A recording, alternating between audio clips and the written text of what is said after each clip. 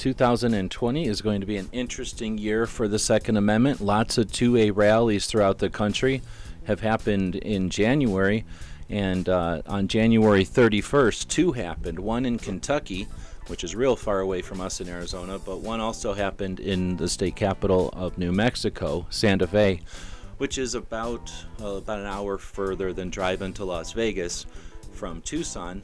So we'd been considering going. We offered an incentive over at our gear website store to try to raise some additional funds for gas, and enough people purchased stuff at the store to just about pay for what we thought gas might cost.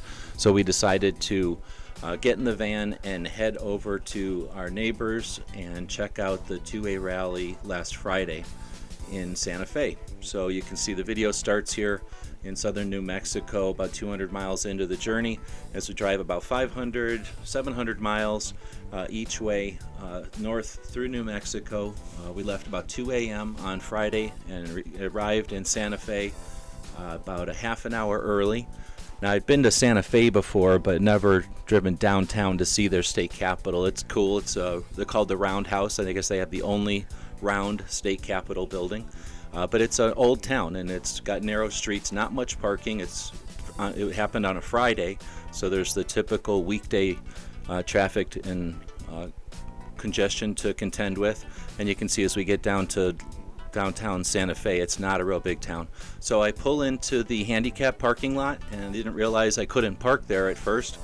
So I just hung for a moment and took this quick video to show you what the crowd looked like about a half an hour before the rally started. And that's the Roundhouse, and I'm pulling out of that parking lot and showing the helicopter there. And then I'm driving around. I go to this parking facility, which was completely full, but I got this view of the state capitol from the west side. I think that would have been a much better place to hold the rally. It could have got that great visual from above. All the people would have been easy to see. So you can see I drive all around town looking for a place to park.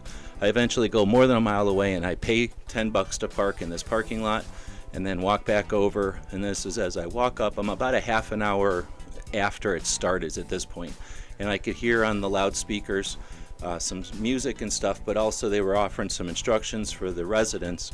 And I don't know how many people might have gone inside at this point to do whatever they were there for, talking to their representatives.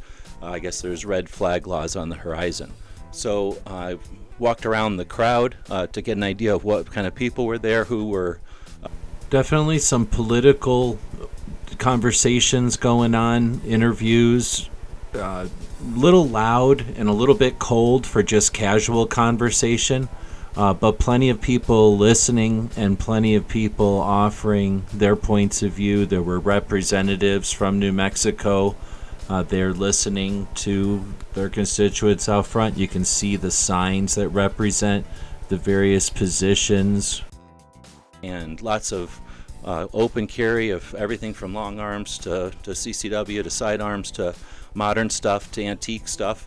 Lots of different groups represented, different people. It was kind of a nice atmosphere, no tension at all, no protesters or anything. Lots of different sheriffs were there. I know they're very proud of their sheriffs in New Mexico. We met up with our friends from BMC Tactical, who we knew would be there, and pretty much a good time. We spent a couple of hours, then went and got something to eat, and drove back down to Albuquerque. Since this was quite a long drive, decided to stay overnight in Albuquerque. You can see here we're in the morning. I tried to get a video of the sun rising, went to the gym, took a shower, got something to eat at a taco shop that's been around since the 1960s to try out some New Mexican food for, again, still trying to figure out the differences between our Tucson food and the New Mexican food. A lot more chilies, obviously, here in New Mexico. But then the gun shop started to open, so we checked out one of the surplus stores that we enjoy, Kaufman's West, and then a couple of 3 gun shops in Albuquerque that I had not visited before, and then a couple that Bob and I had visited on a tour back in 2014. And then, of course, every time we go through Albuquerque, we try to visit our friends at BMC Tactical if they're open, and they were. So we concluded our tour of Albuquerque gun shops at BMC Tactical. But we enjoyed the day. It was great weather, as you can see. Visited a couple of really cool shops. This one here called Charlie's is a hunting and fishing shop. Learned some neat stuff. Learned about a lake that has some fish I like to fish for, so I might be going up to Albuquerque just to do some fishing in the future. Went to a couple of pawn shops. I was looking for an SD card, and again, I don't know if you consider pawn shops gun shops or not, but it's always interesting to see the kind of guns that are at pawn shops. Then we went to another couple of gun shops and headed out of town. So on the way home, had time to reflect on the rally itself and on the tour, what we've got coming up for 2020. Lots of projects on the horizon. But these 2A rallies, I think that, I've been to a couple now, a couple that I've spent some time driving to, and I think I'd like to offer a couple of suggestions to anybody who might be planning a rally or have the ear of those planning rallies in the future in other states, and that would be the parking. There was something on the poster, on the brochures about the event here in New Mexico that mentioned arrive early for parking, but that was putting it mildly. There was definitely a shortage of parking, and I think that's an opportunity for either gun shops or gun-friendly businesses in the area to offer their parking lots and then shuttle people over, or do some sort of conjunction, like a event in conjunction with the rally at a facility like a bar or a restaurant that has a room for a banquet or something, and then let people show up ahead of time, gather, shuttle over, and then do something after. Again, for the people that drive quite a ways, it gives them more to do, but get more benefit, more out of the concept of getting a bunch of people together. Otherwise, I think it was a success. I don't know the numbers or what numbers would have crowd, what size of crowd people would have expected. But again, for being in a fairly congested area with little parking, I suspect just from the amount of people I saw looking for parking spaces, there was probably quite a few people that would have showed up if they could have parked and gotten there, or probably decided not to go if they already knew the parking situation in Santa Fe.